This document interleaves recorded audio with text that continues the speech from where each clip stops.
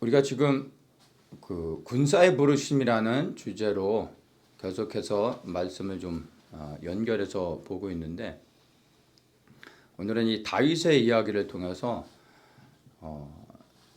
이 그리스도의 군사가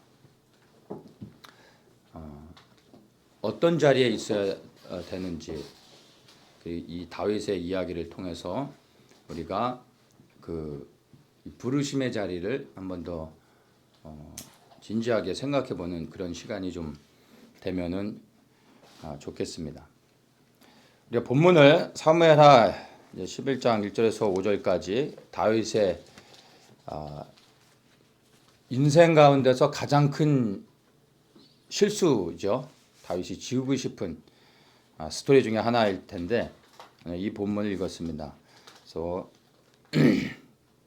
다윗이 어떻게 해서 이런 우리가 아는 위대한 왕 다윗이 어떻게 이런 실수를 할 수 있을까, 사람들이 또 생각하고 놀라기도 하는데, 어떻게 이런 실수가 나타났는지, 그리고 이것이 우리하고 어떤 연관이 있는지 말씀 통해서 좀 보려고 합니다. 사무엘하 이제 5장부터 보면은 다윗이 헤브론에서 온 이스라엘의 왕이 되어집니다. 이스보셋이 죽고, 그리고 이제 북이스라엘의 모든 백성들이 다윗을 이스라엘의 이제 왕으로 삼아서 이제 드디어 다윗이 남유다뿐만 아니라 북이스라엘까지 포함하여 온 이스라엘의 왕이 되어집니다. 그리고 나서 예루살렘을 정복하고 그 다음부터 본격적으로 전쟁을 하는데, 그전에 먼저 이제 언약궤를 다윗성으로 가지고 오죠.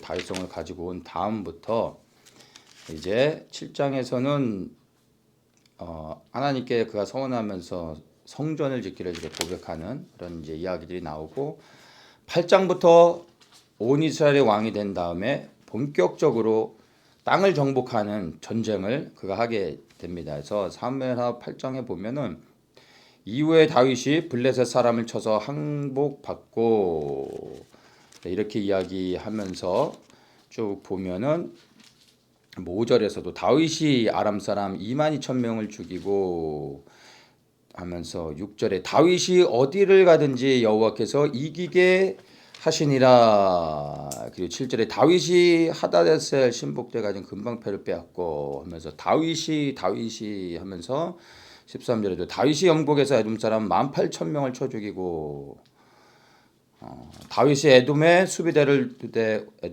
두니 에돔 사람이 다 다윗의 종이 되니라. 그러면서 쭉쭉쭉 계속 그 이야기하죠. 14절에서도 다윗이 어디를 가든지 여호와께서 이기게 하셨더라. 정복 전쟁을 하는데 다윗이 항상 전쟁에 앞장서서 군사들을 이끌고 싸우는 그런 모습을 우리에게 보여주고 있습니다. 그래서 다윗이 어디를 가든지 모든 전쟁터를 다 갔다는 이야기죠. 여호와께서 이기게 하셨다라는 겁니다. 이스라엘의 승리의 비결, 다윗이 앞장서서 싸울 때 승리를 그들이 누리게 됐다는 겁니다. 이와 같이 다윗은 일평생 전쟁터에서 삶을 보낸 그러한 이제 군사라고 볼 수가 있는 거죠.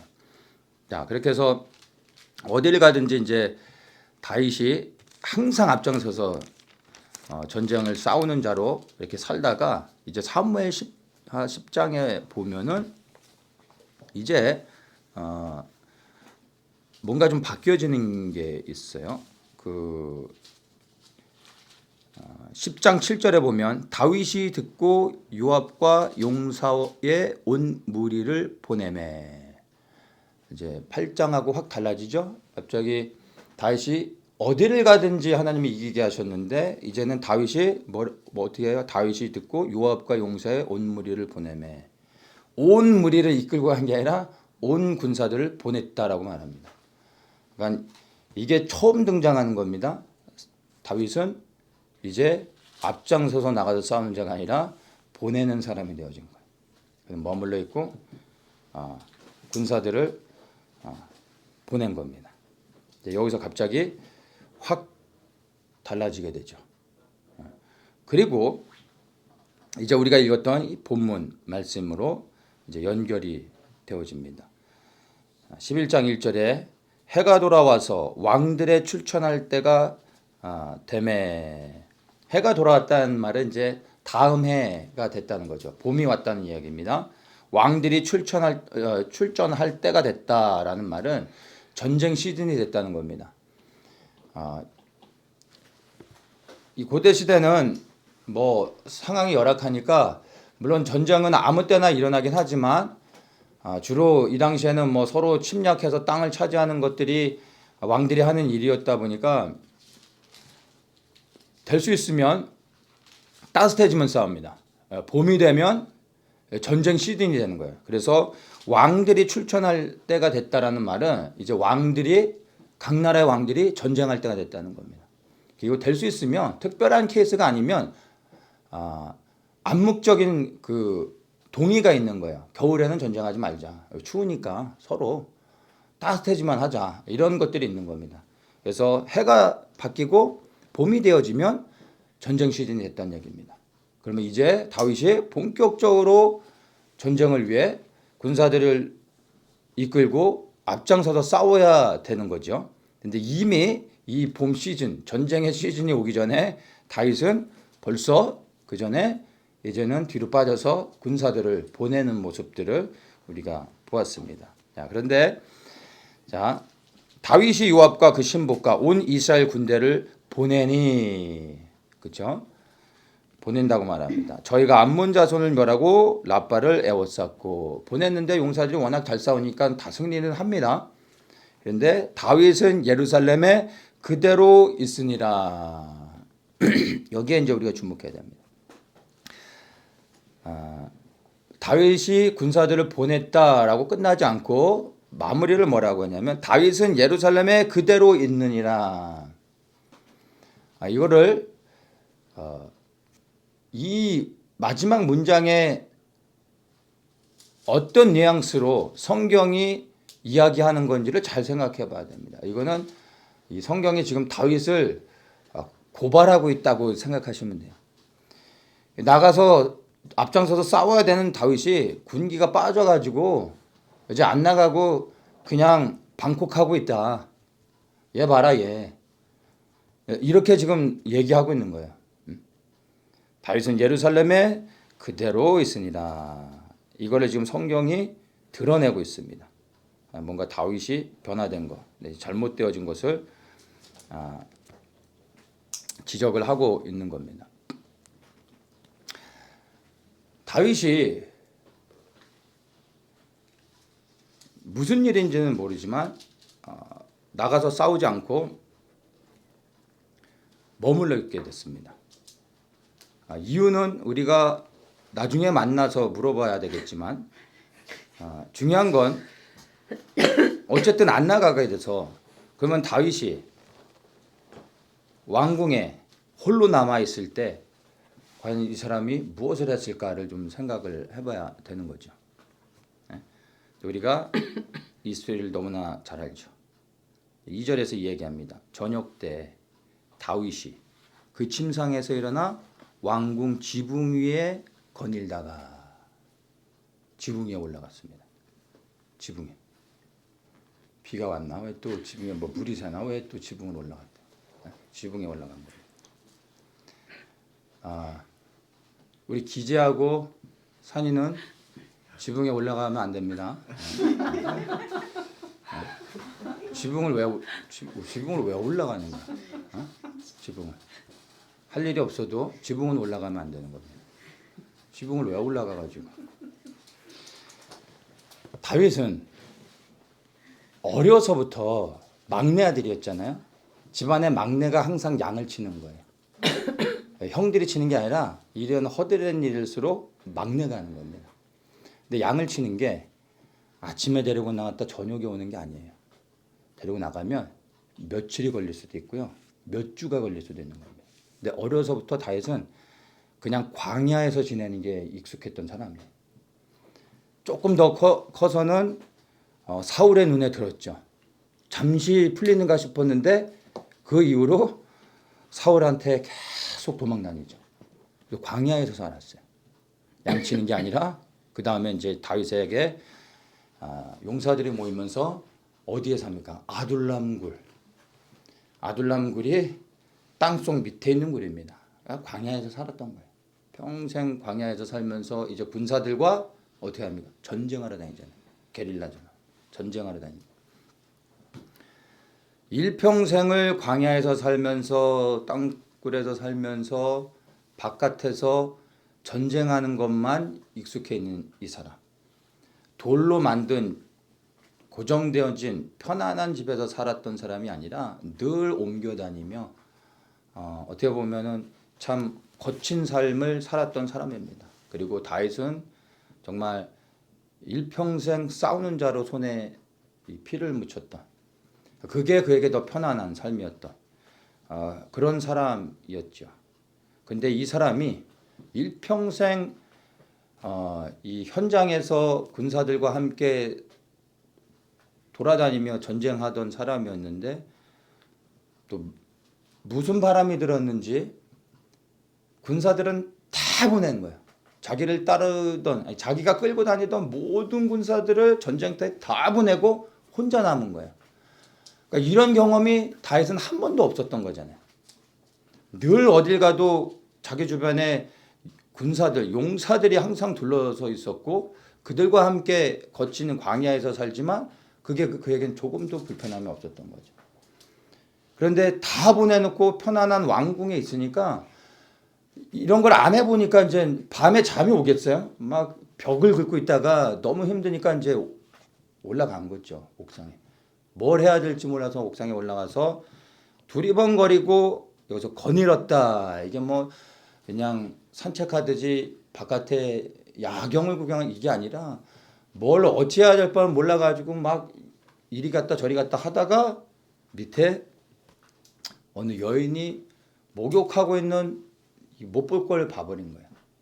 이 다윗성에서 올라가서 이렇게 내려다보면 우리 TV에 나오는 그 이제 유럽의 그런 성을 생각하시면 안 되고 그냥 이렇게 다윗성에서 내려다보면 요 바로 아래가 그냥 동네 사람들 집이에요.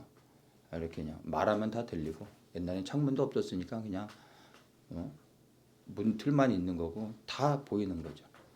근데 하필 어슬렁어슬렁 거리다가 못 볼 걸 봐버렸잖아요. 여인이 목욕하는 걸 봤는데 하필 또 이 여인이 할머니였으면 괜찮은데 또 아름다운 사람이었대잖아요. 아름다운 사람. 그래서 그 순간 이 다윗이 정신을 못 차린 거죠. 바로 이 여인을 데려오게 하고 이 여인과 동침하고 이제 여인을 임신을 시켰는데 이게 또 모르는 여인이 아니라 자기를 위해 생명 걸고 전쟁터에 나가 싸우고 있는 33인의 용사의 이름에 들어가 있는 우리아의 아내를 취했다는 거예요. 예? 왜 이런 실수를 다윗이 했을까요? 의도하고 오늘 심심한데 할 일도 없는데 옥상에 올라가서 어디 몰래 쳐다봐야지 뭐 이런 의도로 올라갔겠어요? 다윗은 그런 사람이 전혀 아니잖아요. 전혀 음란한 사람이 아닙니다. 이런 생각을 할 사람도 아니고요. 근데 평생 전쟁터에만 있다가 혼자 왕궁에 있으니까 어찌할 바를 모르다가 못 볼 걸 봐버리고 순간 범죄를 하게 된 거예요. 만약에 우리아가 그 집에 있었다면 그 밧세바를 부를 수 있었을까요? 못 부르죠. 남편이 있는데. 그리고 왕궁에 자기의 부하들이 다 같이 있었으면 다 보고 있는데 어떻게 밧세바를 부를 수 있겠어요? 범죄하지 못하죠. 봤다 하더라도 범죄는 못하게 되는 거예요. 근데 용사들이 다 나가버렸잖아요. 아무도 없는 거예요.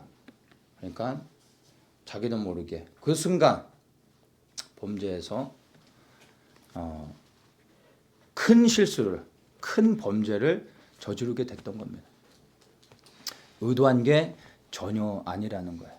근데 우리가 이제 곰곰이 생각해 봐야 되는 거죠. 어떻게 다윗이 이렇게 큰 범죄를 저지르게 됐을까? 이거는 너무 간단하죠. 다윗은 있어야 될 자리에서 벗어나 있지 말아야 될 자리에 있었던 거예요. 그 자리가 얼마나 편한 자리인지, 얼마나 안정된 자리인지 뭐 이런 게 중요하지 않아요. 그 왕궁이 다윗에게는 너무나 편안한 곳이었지만 사실은 결국엔 그 자리가 다윗으로 하여금 일평생 지울 수 없는 큰 범죄를 저지르게 만들었던 거죠. 근데 그 자리가 문제가 아니라 하나님이 부르신 자리를, 있어야 될 그 자리를 그가 벗어나니까, 이탈하는 순간 뜻하지 않은 이런 범죄를 저지르게 된 겁니다. 부르신 자리, 내가 있어야 될 자리에서 이탈하는 그 순간 반드시 사고가 터집니다. 반드시 사고가 터지게 돼 있습니다. 안 터질 수가 없습니다. 다윗이 의도했던 게 아니라 부르신 자리를 스스로 벗어나다 보니까 이런 큰 실수를 저지르게 된 겁니다. 눈 깜짝할 사이에 일어난 거죠. 했더니 다윗이 이제 어찌할 바를 몰라서 막 고민하다가 잔머리를 굴리는 거죠. 범죄를 저지르고 그 범죄를 속이기 위해서 어떻게 합니까? 우리아를, 이제 전쟁에 있는 우리아를 불러내는 거예요. 그래서 고생 많은데 집에 가서 푹 좀 쉬고 가라 한 거예요. 그런데 이 우리아가 이 다윗의 마음을 몰랐던 거죠. 집에 가서 앉았잖아요. 그 다음날 봤더니 집에 안 들어갔잖아요. 그래서 술 먹이고 집에 가서 자라고 하는 거예요. 또 안 들어가잖아요. 그래서 다윗이 우리아를 불러서 이야기하죠. 너 왜 안 들어가냐? 집에 가라니까. 했더니 11절에서 우리아가 이제 대답을 합니다. 이 말이 너무 중요합니다. 언약궤와 이스라엘과 유다가 영체 가운데 요하고 내 주 요압과 내 왕의 신복들이 바깥들에 유진하거늘 내가 어찌 내 집으로 가서 먹고 마시고 내 처와 같이 자리이까.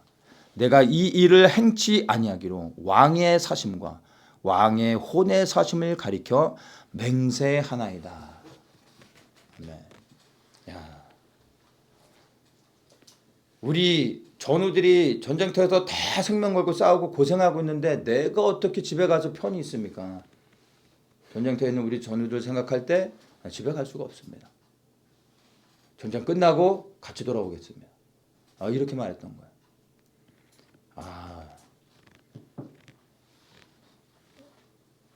너무 멋있지 않습니까? 이 우리야. 이 우리아를 저는 만약에 다윗이 저를 불러서 너 고생 많으니까 집에 가서 하루 푹 쉬어라 이러면은 저는 땡큐 썰 하고 눈썹이 휘날리도록 집에 가가지고 여보 나왔어 막 저는 그랬을 거예요. 저는 100% 그랬을 거예요. 왕이 나를 인정해 주는구나. 푹 쉬다 가자. 저는 이랬을 텐데. 이 우리아는 이 군사의 의리를 아는 거죠. 예? 왕이 기꺼이 허락을 해줬음에도 불구하고 합법적으로 당당하게 집에 가서 쉬고 돌아가도 되는데 내 전우들이 싸우고 있는데 나 혼자 편할 수 없습니다. 이렇게 말했던 거예요. 저는 이 말씀을 이 우리아를 묵상할 때마다 마음을 새롭게 저도 다지게 되고 이번에도 이렇게 말씀을 이제 준비하면서 묵상하는 가운데 또 우리아에 대한 마음들을 부어주시면서 제가 이렇게 참 이 우리아한테 너무나 크게 저도 감동을 받고 하나님이 많은 것들을 이렇게 생각하게 하셨어요. 왕에 대한 의리와 전쟁터에 있는 전우들에 대한 의리를 가지고 자기의 편안함들을 혜택들을 기꺼이 내려놓고 전쟁터로 가려고 하는 이 우리야. 우리가 닮아야 될 모습 아니겠습니까? 우리아가 이런 모습을 우리에게 보여줬기 때문에 이제 저도 그런 상황이 온다면 이제 이렇게 말해야 되는 거죠. 선택의 여지가 없는 겁니다. 이제 전쟁이 끝나고 내가 돌아오겠습니다. 우리의 왕이신 주님한테 우리아 같은 이런 고백을 할 수 있어야 됩니다. 우리아는 사실 너무 비참하게 죽은 거죠. 자기가 생명 걸고 싸운 왕에게 모략으로 이렇게 참 죽은 거 보면 그 죽음은 너무 비참하지만 사실 지금 우리아는 하나님이 인정하시는 의인으로서 천국에서 정말 하나님 앞에 영광스럽게 살아갈 것이라 믿습니다. 우리가 이런 우리아 같은 사람이 되어야 할 것입니다. 근데 이제 여기서 보면 문제는 이제 다윗이죠. 자기를 위해 생명을 걸고 싸우는 사람을 자기의 범죄를 숨기기 위해 자기 손으로 죽인 것도 아니고 자기의 부하의 손을 사용해서 죽게 합니다. 그렇죠? 더 큰 범죄를 자기의 부하의 아내를 취한 것도 큰 범죄지만 그 자기의 부하를 또 다른 부하를 통해 죽이게 하는 이 범죄는 사실은 진짜 이 다윗으로서는 어떻게 다윗이 이럴 수 있는가 우리가 상상이 안 가죠. 근데 이 한순간에 우리가 범죄 가운데 무너지면 여러분 다윗도 이럽니다. 우리는 더하면 더했지. 이 모든 것의 범죄 시작이 어디입니까? 부르짖은 자리를 벗어나는 순간 이렇게 되어지는 겁니다. 정말 우리가 이런 부분들을 잘 고민을 해야 됩니다. 다윗은 이렇게 하고서 완벽한 범죄를 이제 숨기고 이제 다 해결됐다고 생각하고 밧세바를 이제 아내로 취하게 됩니다. 그런데 또 하나님이 다윗을 참 사랑하셨던 것 같아요.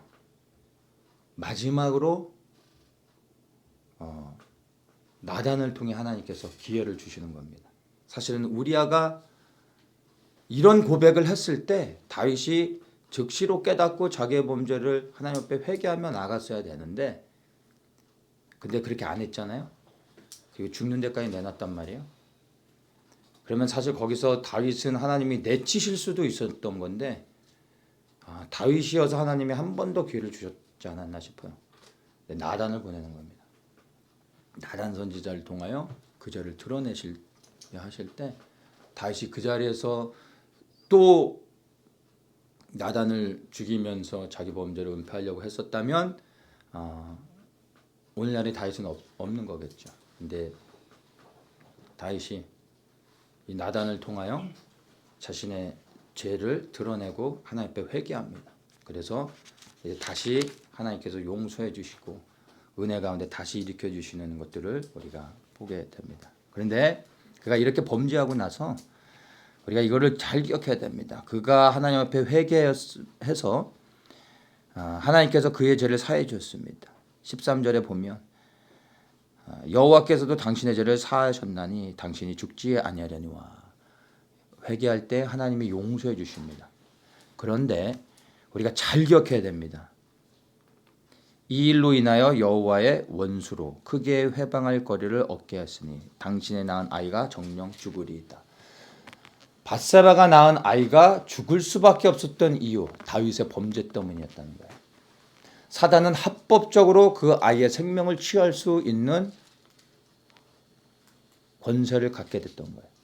왜요? 다윗이 범죄했기 때문에. 우리가 범죄하면 사단은 합법적으로 우리를 괴롭힐 수 있습니다. 이게 영적인 원리예요. 하나님이 못 막아주시느냐? 아니요. 하나님께서 공의의 하나님이시기 때문에 죄가 있는 곳에 하나님이 덮어주실 수가 없는 겁니다. 죄가 해결되지 않은 곳엔 사단이 합법적으로 왕의 권세를 사용할 수 있는 겁니다. 사망의 권세로 역사하는 겁니다. 그래서 하나님께서 말씀하시죠. 12절에 11절부터 보면 내가 내 집에 재화를 일으키고 화를 준다는 겁니다. 내가 내 처들을 가져 내 눈앞에서와 다른 사람에게 주리니 그 사람이 내 처들로 더불어 백주에 동침하리라. 너는 은밀히 행하으나 나는 이스라엘 무리 앞 백주에 이 일을 행하리라. 왜 다윗의 처들이 백주 대낮에 다른 사람들에게 이러한 일을 당하게 됩니까? 다윗이 그런 범죄를 저질렀기 때문에. 우리가 회개할 때 하나님께서 반드시 용서해 주십니다. 예수 그리스도께서 용서하지 못할 죄는 하나도 없습니다. 그 죄가 어떠하든 우리가 회개하는 순간 온전히 주님 앞에 회개할 때 즉시로 용서해 주십니다. 그러나 우리가 맺은 죄의 열매는 우리가 책임져야 됩니다. 사람들이 죄를 지면 회개하면 되지 뭐.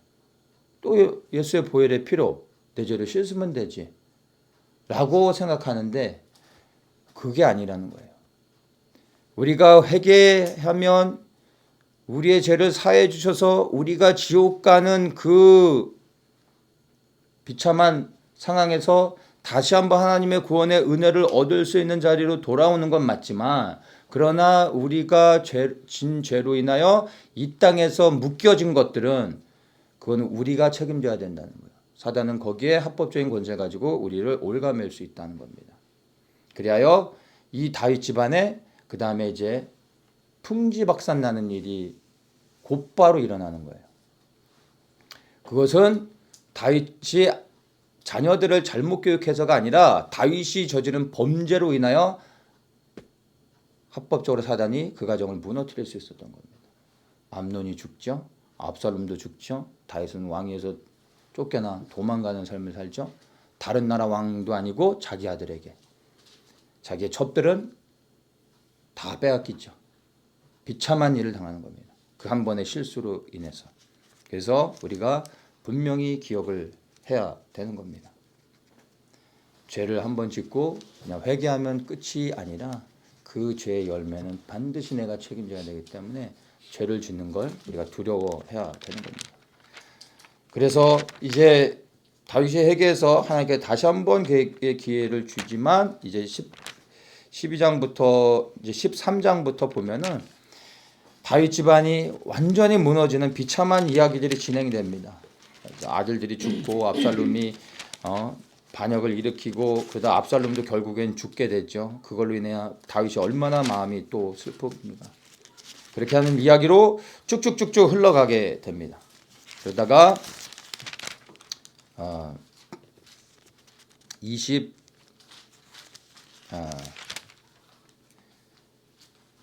20장으로 이제 넘어오게 됩니다. 21장으로 한번 보겠습니다. 쭉쭉 그 다윗의 집안에 이제 그런 일들이 다 다시 이제 정리가 되고 하나님께 용서해 주시고 죄값을 치우고 난 다음에 다시 왕위의 일을 되찾게 되죠. 그리고 난 다음에 다윗이 다시 마음을 먹고 추스리고 그리고 이제 그의 자리로 다시 나아가는 것을 우리가 말씀을 통해서 이제 볼 수가 있습니다. 보면은 이제 21장 15절입니다. 21장 15절에 다윗이 다시 왕위를 되찾은 다음에 전쟁하러 다시 다니는 겁니다. 전쟁하러 다닐 때 보면은 15절에 블레셋 사람이 다시 이스라엘을 치거늘 다윗이 그 신복들과 함께 내려가서 블레셋 사람과 싸우더니 다시 이제 그가 있어야 될 자리로 돌아가서 군사들이 이끌고 싸우는 장면이 나옵니다. 근데 여기서 이제 우리가 잘 주목해 봐야 됩니다. 다윗이 피곤함에 장대한 자의 아들 중에 300세겔 중 되는 노창을 들고 세 칼을 찬 이스비브노비 다윗을 죽이려 하므로 수르야의 아들 아비새가 다윗을 도와 그 블레셋 사람을 쳐 죽이니 다윗의 종자들이 다윗에게 맹세하여 가로되 왕은 다시 우리와 함께 전장에 나가지 마옵소서 이스라엘의 등불이 꺼지지 말게 하옵소서 이렇게 말합니다. 다시 추스리고 그 다음에 이제 그가 군사들을 이끌고 전쟁터로 나가 싸우는데 이제는 다윗도 이제 한물이 간 거죠. 이제 전쟁터에서 앞장서서 그 전쟁을 리드하며 싸우기에는 이제는 이제 늙은 거예요. 쉽게 얘기해서. 그러다가 이제 죽을 뻔한 거죠. 근데 부하들이 이젠 절대로 앞장서 싸우지 마십시오. 이제 왕은 전쟁터에 나오지 마시고 명령만 하십시오. 우리가 싸웁니다. 라고 말한 거예요. 그래서 그 이후로 다윗이 전쟁터에 나가서 군사들을 이끌고 싸우지 않습니다. 근데 이거를 잘 보면 다윗이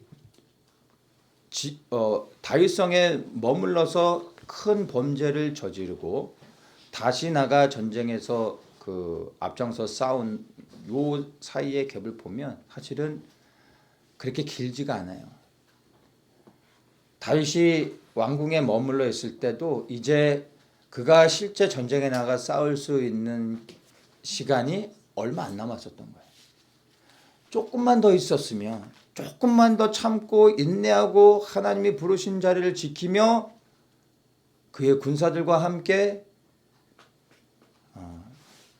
현장들을 누비며 다녔었다라면 이런 범죄도 저지르지 않고, 그리고 곧 있으면은 쉽게 하면 전쟁터의 그 현장에서는 은퇴할 수 있었던 거죠. 영광스럽게 은퇴하고, 그러나 여전히 왕으로서 군사들을 지휘하며 보내고 전쟁하게 하며 이스라엘의 영토를 확장시켜 나갈 수 있고 이방인들 쫓아내는 데는 전혀 문제가 없었다. 곧 있으면 조금만 더 그가 인내하고 기다렸으면 정말 이스라엘의 위대한 다윗으로 남을 수 있었는데 그거를 못 참고 하나님이 보내신 자리에서 벗어나 큰 범죄를 저지르게 됐던 겁니다.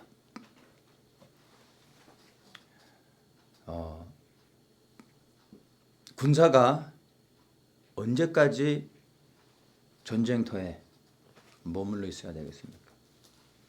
첫째는 왕의 명령이 있기까지입니다. 왕이 부르기 전까지는 군사는 그 부르심에 따라 보내면 나가 싸워야 되는 겁니다. 그리고 전쟁이 끝나면 돌아올 수 있는 겁니다. 모든 전쟁이 끝나면 군사들은 다시 돌아오게 되어 있습니다. 다윗처럼 한 가지는 또 군사들도 끊임없이 싸우는 게 아니라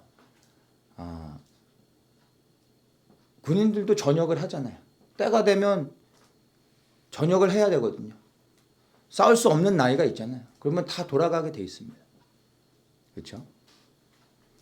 왕의 명령이든 전쟁이 끝나든 아니면 이제 전쟁할 수 없는 컨디션이어서 명예롭게 전역을 하든 불러주신 자리에서 결국엔 이것 또한 왕의 명령이라 말할 수 있겠죠. 왕이 부르기 전까지는 나를 부르신 자리에 머물러 있어야 된다는 겁니다. 그렇지 않으면 반드시 부르신 자리를 벗어나 다른 곳에 있으면 그 자리가 좀 더 편하고 나한테 안정감을 주는 것처럼 외적으로는 보일 수 있을지 몰라도 거기에선 반드시 사고가 터진다는 거예요. 엄청난 사고가 터진다는 거예요. 우리에게 가장 안전한 곳은요. 외적인 환경을 봐서는 안 됩니다. 하나님이 불러주신 자리가 사실은 가장 안전한 곳입니다. 거기에는 하나님께서 붙여주신 동역자들이 있고 또한 하나님이 보내실 때 그 부르심의 사명을 감당할 수 있는 능력과 권세를 주시는 게 하나님의 성품이십니다. 보내놓고 고생 좀 해봐라 하시는 게 하나님의 성품이 아니라 보내실 때 반드시 그 사명을 감당할 수 있는 권세와 능력을 주십니다. 그게 하나님이에요. 그러면 그 부르신 자리에 있는 게 가장 복된 것이죠. 거길 벗어나면 반드시 사고를 칩니다. 다윗이 이렇게 사고를 쳤던 것을 보면 우리도 부르신 자리를 벗어나면 사고를 칠 수밖에 없는 겁니다. 일평생 전쟁터에 있는 게 아니에요. 싸움은 언젠가 끝납니다. 때가 되면 언젠간 전역을 하게 됩니다. 언젠간 왕이 다시 부릅니다. 우리가 이 군사의 부르심을 받고 이 마지막 때 싸우는 자들로 이 왕의 귀환을 위해 길을 열어내는 또한 파수꾼으로서 이러한 기도하는 자들로 함께 세워져서 우리가 가고 있는데 영적인 군사들에게도 동일한 겁니다. 이 땅에 사는 날 동안 우리가 일평생 그런 영적 전쟁을 하는 자들로 중보자들로 살아갈 수도 있습니다. 중요한 건 왕이 부르시기 전까지 내게 명령하시기 전까지는 그 자리를 떠나서는 안 된다는 겁니다. 그 자리에 머물러 있는 게 가장 복된 겁니다. 저번에 우리가 그 다윗의 용사들의 이야기를 통해 산마에 대해서 우리가 한번 말씀을 나눴었죠. 부르신 자리를 지킬 때 하나님이 승리를 위하여 일하셨습니다. 우리가 부르신 자리에 서 있을 때 하나님이 승리하십니다. 그래서 부르신 자리에 있기를 원하시는 겁니다. 근데 오늘 이 다윗을 통해서 우리가 발견하는 건 무엇입니까? 부르신 자리를 벗어날 때 어떠한 일이 일어나는지를 우리에게 경고하여 주시는 겁니다. 부르신 자리를 반드시 지켜야 되는 이유를 이 다윗의 실수를 통하여 우리가 심각하게 경고받을 수 있는 겁니다. 주님이 곧 우리에게 또 다른 명령을 주시고 아니면 우리를 이제 하나님의 자리로 새롭게 우리를 부르실 수 있는데 우리가 그 부름의 시간이 가까이 왔을지도 모르는데 우리가 인내가 부족하여서 그 부르심의 자리를 다윗처럼 벗어나서 이런 큰 범죄를 저지른다면 그동안 쌓아왔던 그 모든 것들이 다 한순간에 무너지는 게 되잖아요. 우리가 일평생 영적인 군사의 부르심으로 간다 할지라도 부르신 자리에 있을 때 그것이 우리를 가장 안전케 하며 우리를 보호해 주는 복된 자리라는 걸 여러분 반드시 기억하십시오. 그리고 여러분 이제 다시 한번 여러분 눈을 열어 보셔야 됩니다. 내가 있어야 될 자리가 어디인가? 육의 눈으로 판단하고 소망하는 것이 아니라 내 마음 가운데 주님이 주신 그 부르심의 자리 어디인지를 여러분이 찾으셔야 됩니다. 엄한 곳에 가서 서 있는 것이 아니라 내게 부르신 자리 주님으로부터 듣고 그 자리가 하나님이 내게 명하신 싸워야 될 그 현장이라면 다시 왕이 나를 부르기 전까지 이제 내가 더 이상 싸울 수 없는 때가 돼서 이제 왕이 나를 부르기 전까지는 새로운 명령 가운데 왕이 나를 다시 부르기 전까지는 그 자리에 함께 서 있는 겁니다. 그 부르심을 같이 감당하는 전우들과 함께 우리아와 같은 이러한 마음으로 그 자리를 지키는 겁니다. 그러면 그 현장에서 하나님께서 그분의 영광을 위하여 승리를 위하여 일하시며 영광을 받으시고 우리는 더불어 하나님의 영광에 참여하는 자들이 되어질 것입니다. 산마를 통하여 부르신 자리에 있을 때 어떻게 하나님이 승리를 주시는지를 기대하는 것들 그것도 중요하지만 그 자리를 떠날 때 비참하게 이렇게 무너지며 하나님 앞에 범죄할 수밖에 없게 되는 다윗을 보면서 우리도 이것을 경고로 삼아서 군사의 부르심 가운데 나아가는데 여러분 흔들림 없이 부르신 그 자리에서 요동하지 않고 함께 연합하여 파수하는 자들로 흔들림 없이 세워지기를 축복하고 그런 모든 우리 베델의 성도님들 되시기를 한번 또 축복합니다. 기도하겠습니다. 주님, 두렵고 떨림으로 이 말씀을 우리가 대합니다. 우리의 부르신 자리가 어디인지를 눈을 열어 보게 하여 주십시오. 그리고 그 자리에 담대히 서게 하시옵소서.